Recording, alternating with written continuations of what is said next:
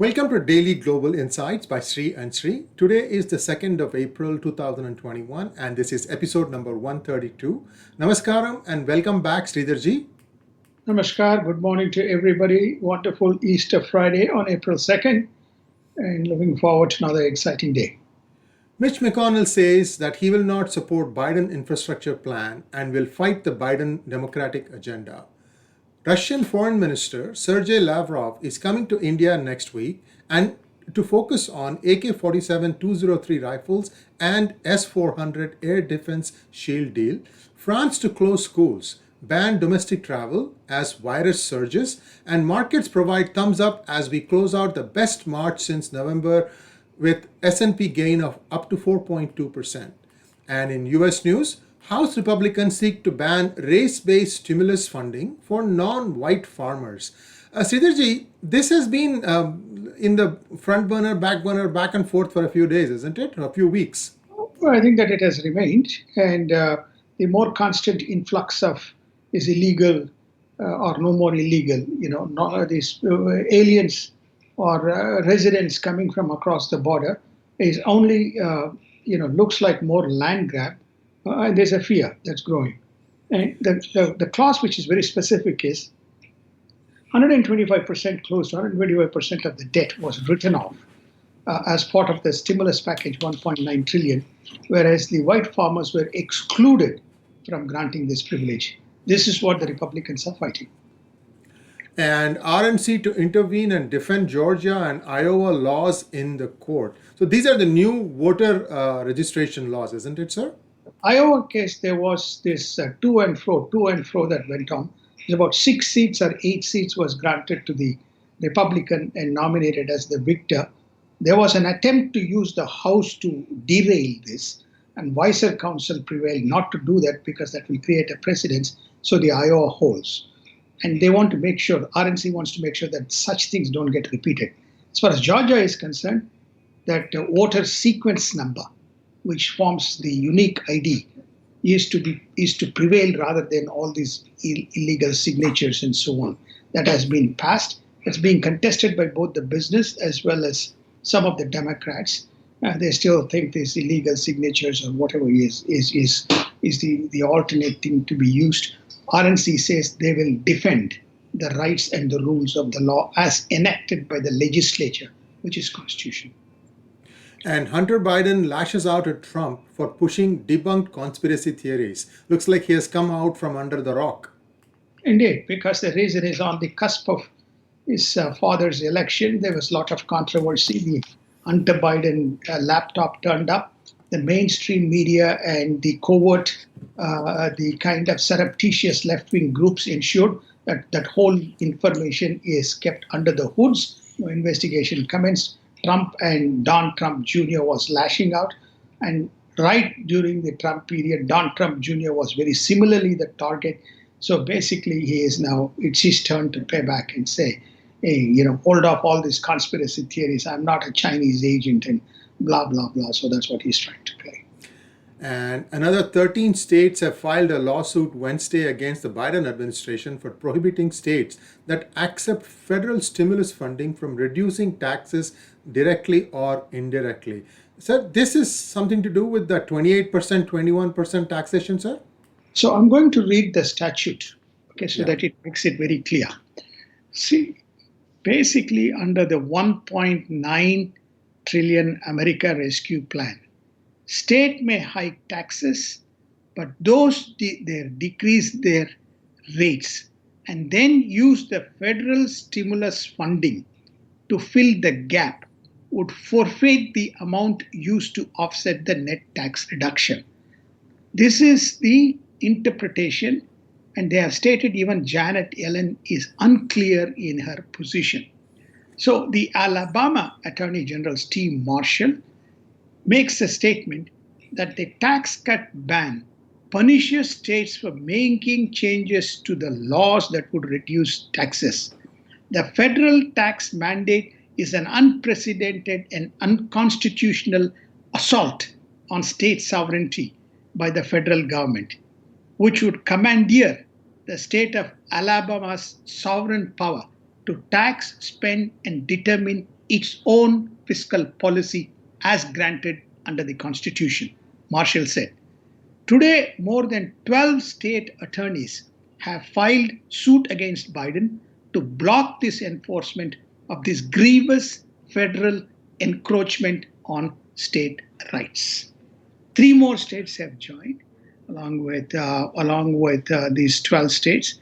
Arizona, Ohio, Missouri have filed similar suits. Okay. And I take it that all these states are Republican run? Yeah. Okay. Well, it's the same thing. I mean, if there's a Democratic run state and they don't have a state tax, they will be subject to the same rules. So we'll have to wait and see how long before they also change their minds.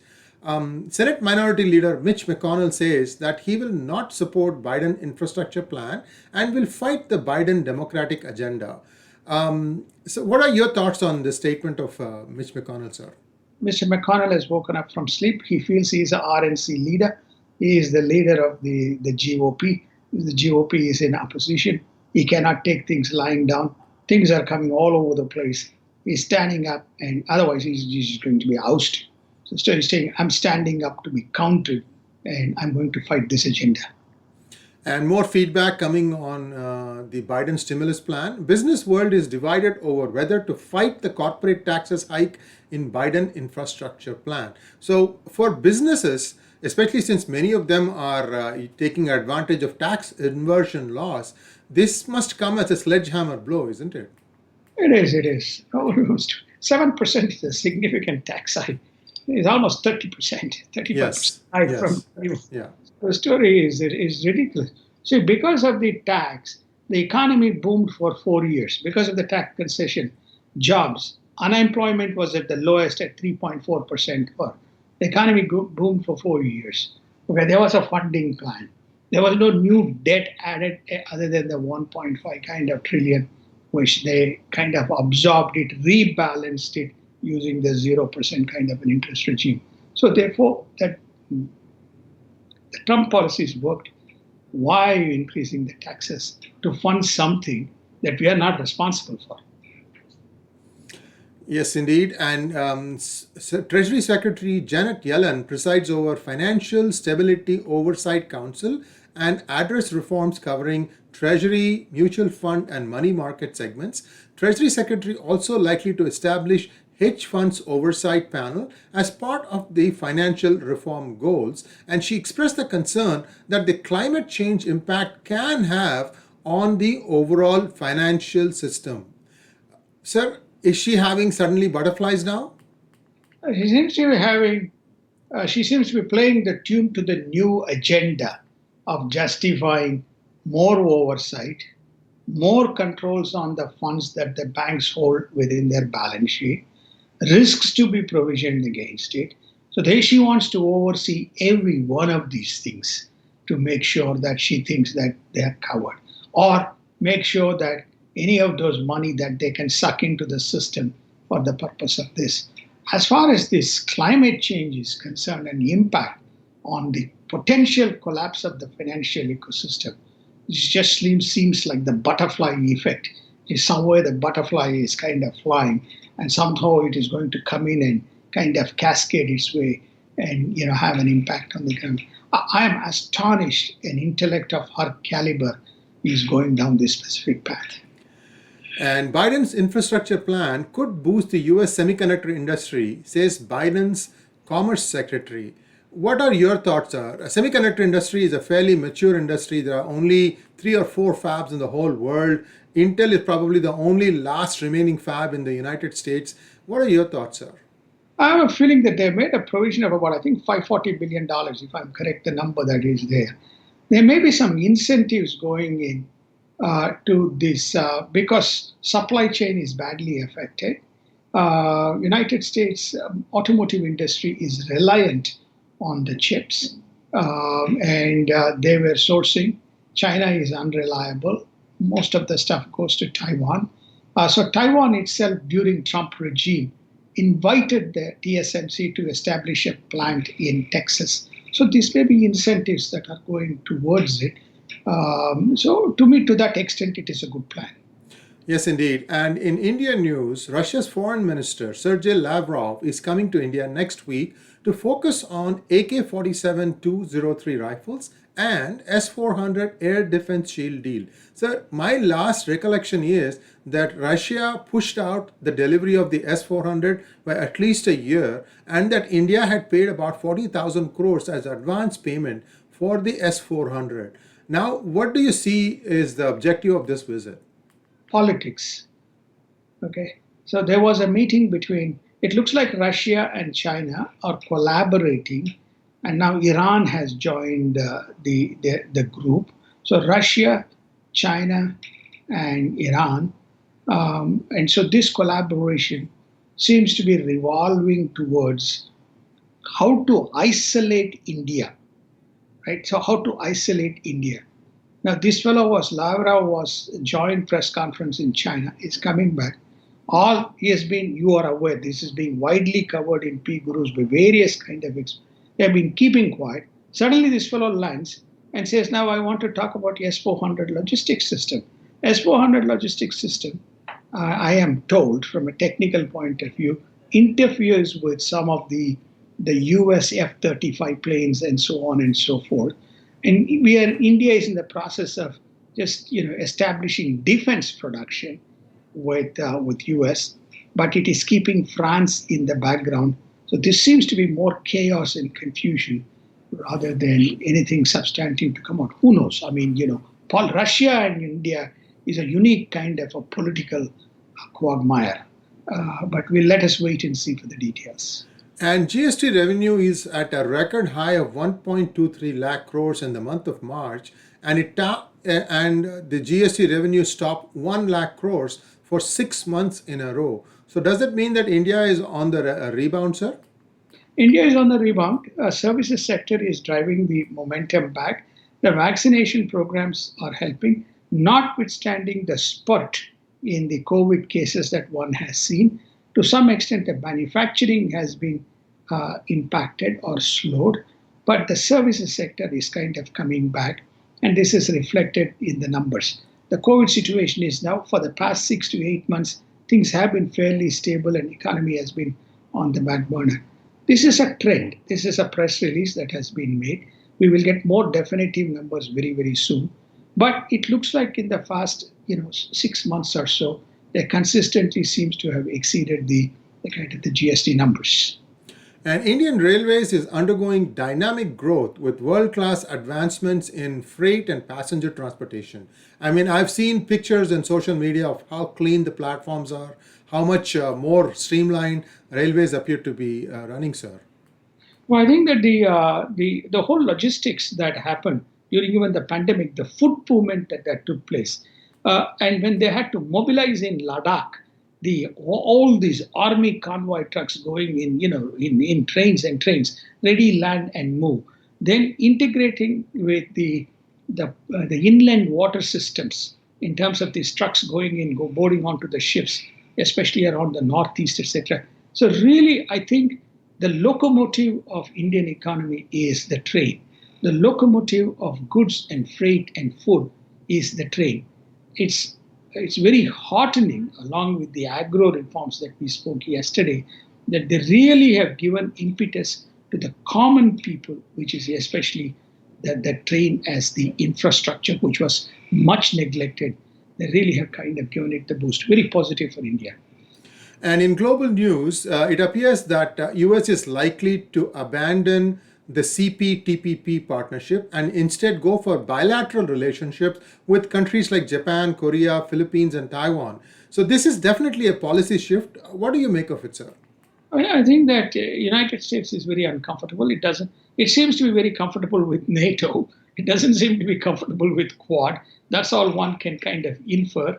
What consequences that this is going to result in, we don't know. We'll soon know, because most of the game is to be played in South China Sea, where there is land grab and threat and marshalling and controlling resources and tollways and access to things. China is quite brutal and ruthless. This is not like 1999 Belgrade attack, when B-52 bomber actually bombed a Chinese embassy and 3 journalists died. This is going to be far different situation in 2021 as to how they're going to tackle this issue remains a question. They're going down this path of bilateral, which is not very healthy. And former Secretary of State Mike Pompeo regrets not getting the North Koreans to give up the nukes. Were they at that moment in history, sir, and then somehow people walked away? They, I think, never completed the deal. They should have completed the deal at goodwill. Trump spent in Singapore. He invested time, was given the due respect. There seems to have been a warm body language, or rah, rah, rah, etc. He kept him quiet for 4 years. There was no missiles flying out. He should have said, okay, buddy, sign the deal. Okay, no nukes. Okay, no nukes, nothing. Okay, if you do it, then we have a problem. Okay, we have respected you, we have treated you, we're looking after, we don't kind of interfere. But keep the stuff away. They should have closed the deal. And China supports ASEAN countries in their approach to solving the Myanmar crisis as junta buildings are burning. I thought China was in cahoots with the military. China is in cahoots with the military, but China plays a very clever game. It says, I have a now partner. It's called ASEAN. Okay, so I have a call with the foreign minister of Singapore. I'll call and say, I support you, in Mandarin. Have a nice conversation. They have a very warm, fuzzy relationship. If you want, you can also speak to your Malaysian counterpart. He'll come. They will not speak to Indonesia because Indonesia, Jokowi is very, very adversarial. Philippines, the relationship is not great at the moment between Philippines and China. So therefore, they're saying, we'll toe the ASEAN line. And the junta, the people are against this communist kind of fascist stuff that is going on. So they've targeted some of these things. So it remains to be seen as to how this kind of, plays out. But more and more bans is not going to be helpful. So they want to get Myanmar out of this loop. And US Navy Sea Shield exercise sends a message to Russia that Black Sea is not a Russian lake anymore. It is not, because the reason is they had the ship Missouri, which went in and passed through the Black Sea and returned and made a very clear statement. The whole kit and caboodle of the NATO forces, like the Eastern Bloc and the Germany and Georgia and Lithuania, all these fellows participated in this. To me, this is just BS, which is namely to say Russia is not a threat to United States. United States is not a threat, and then they have also got in Alaska, planes kind of watching. So the more and more these Democrats have got a bee in the bonnet as far as Russia is concerned. And there's, Mr. William Burns is a very known adversarial critique of Russia. He thinks still Russia is going to throw some satellites from up in the star, or violate the Star Treaty and create problems for the United States. Russia is just kind of middling itself and surviving. It's got its own bloody problems. This is a NATO, EU world kind of a war rhetoric, which is well past Cold War. But, I'm reminded of what transpired or what played out 4 years ago when the Democrats were painting Putin and Donald Trump as conjoined twins separated at birth, and that these two are in cahoots with each other. I don't understand why this, my way or highway kind of a perception as far as Russia is concerned. There is a famous Australian Prime Minister. His name is Paul Keating. And he is known for his very famous kind of oratory skills. And he used to kind of beat the opposition up. The guy said, I have to flog you with dead lettuce, where, like a carcass. So like that, these fellows are flogging Russia with a dead lettuce. Russia is not a threat to the United States, but these people think. Okay. Go ahead, sir. Please go ahead. I just wanted to say that they have to have a play. They have to satisfy the Europeans. They have to tell them NATO is alive. They said, we are here. We are looking after you. We care for you. So therefore, they conduct this exercise. You may be spot on, because the next news item that I'm going to read suggests the same thing. Italy orders 2 Russian embassy officials out from the country for spying. There you go. So I think Russians will spy everybody because they're looking after their money. His money, his illegal money is all over Europe, right? That's what it is. Right? The Gazprom money is in London, is in Europe, is in Switzerland, is in Italy, is everywhere. He's in Russia, he's in Germany. So, well, that Nord Stream pipe too has not been banned. It's still going into Germany, the gas pipe. So the story is, and then the Biden administration says, "Oh, well, you got to ban that. That pipe has to be banned." So you see, hysterical political satire, that global political satire that is going on, where they somehow are so scared to tackle China in South China Sea and Pacific. They're just trying to put their attention, all of it, on against Russia, also projecting Russia is the big problem. And officials from Iran, China, Russia, France, Germany, and Britain will discuss on Friday possible return of US to the 2015 Iran nuclear deal. I wonder if they told US they were going to do this, or they're just doing it on their own, sir. This is an initiative led by China and Russia. China and Russia are close allies of Iran on energy and oil. China did a 10-year, I think 25 billion big deal on oil. That means China has stepped up and stated it is violating the sanctity of the UN sanctions imposed without it meeting the norms. They were close to a nuclear bomb. They have Al Qaeda footprint there. They have reached enrichment of uranium beyond the threshold level. They have been illegally transferring all of these things we have covered in Daily Global Insights through the course of the past few weeks. Now, these guys want to do a deal. Who are these renegade left-wing EU? Somehow, their kind of deep malice for Israel is known, especially after the West Asia peace deal was done. So what you're finding this is all these razzmatazz countries like Germany and so on.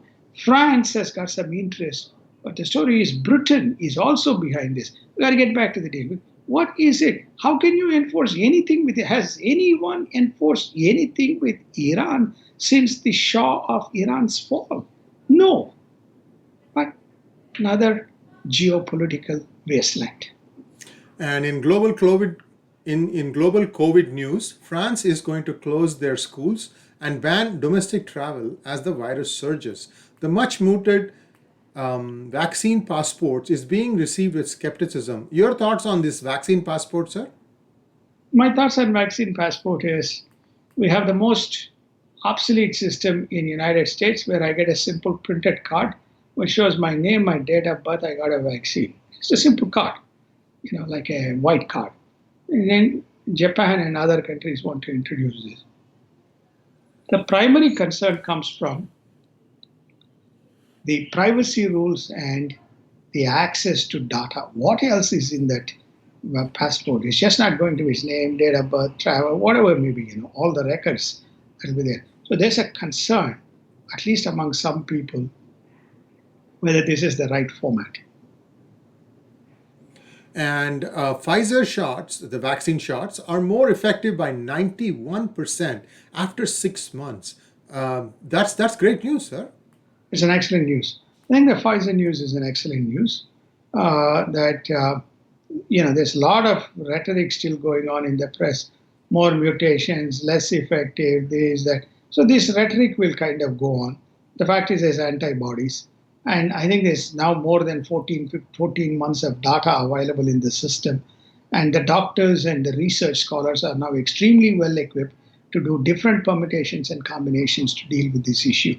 But the good news is that once the second vaccine kind of comes in with more layered antibodies on top of the first one, they believe that the effect will be, even after 6 months, 92% effective. And a US plant ruins more than 15 million J&J vaccine shots. That's shocking. It is shocking, apparently, that there's one contractor. This is not the local supply. This is apparently imported supplies from Holland or somewhere. And there were some compromises in the formulations and mixes that occurred. It seems like people were aware 1 week ago, but as is often the case, nobody wants to release the bad news. So 15 million vaccines goes down the gurgle. This is one of the reasons why there is a fear amongst the red states. Hey, how good and how safe and secure this, and who is validating this, and to make sure that what we're consuming is going to protect us, not kill us. So this such incidents, what creates disturbance. And in markets news, markets provide thumbs up as we close out the best March since November with an S&P gain of 4.2%. And for the first quarter, Dow and S&P rose 7.8% and 5.8% respectively, on track for 2021 gains. Sir, your initial thoughts on markets? The thoughts on markets are that there is a well-built comprehension that we are now, I think today we crossed 100 million in terms of the vaccines that we injected. Yesterday we crossed 100 million. We believe that by July we'll be in a position to cross about 60 to 70% of people vaccinated. Percentage varies, some people may still stay out of it. But by September, October, November, they believe that most of the country. So they believe on the basis of these vaccinations and so on, the economic recovery is taking place led by the services sector. There's also been spurt in the manufacturing sector. And so therefore, as a result of the demand, that is pent-up demand that is kind of creeping into the system, that's all reflected in the earning numbers. And we predicted 9% growth for Dow and around 12 to 14% growth, 15% growth for S&P. We are very much on the way to achieving that goal on the back of a GDP which is expected to be between 5.5% to 6.5% from 4.3%. This is based on the Fed estimates. So things are looking. This is the year. You remember we mentioned Right. If you are not 2021, if you're not investing in US stocks, you ain't going to make money.